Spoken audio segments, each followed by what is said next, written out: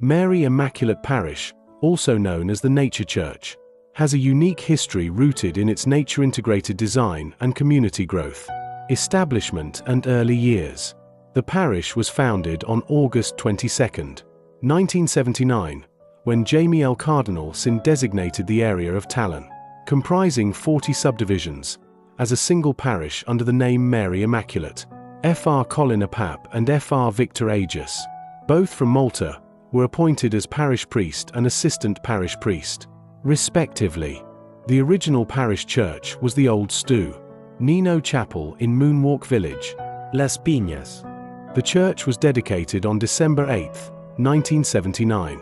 The vision for the Nature Church.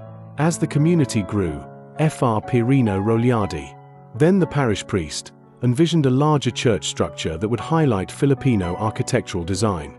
This led to the development of the Nature Church complex, championing organic architecture, architectural design and construction. The construction of the Nature Church was completed in 1986, and it could initially accommodate only 100 people. The design was conceptualized by Fr. Pirino Rogliardi and brought to life by architect Francisco Bobby Manosa, a national artist.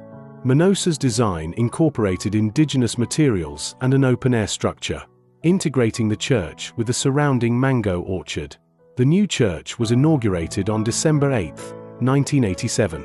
Key features and materials. The church is known for its nature theme, with features like a hexagonal roof made of anahor leaves, open-air ventilation, and log chairs. Capi's shells are fashioned into doves that serve as lanterns, and the altar is made of natural materials. Fire and reconstruction. On New Year's Eve 2007, a fire caused by a firework damaged the anahor roofing of the church. The church was rebuilt using synthetic kogone, a non-flammable material, while staying true to the original design. The rededication of the rebuilt church was celebrated on September 8, 2007.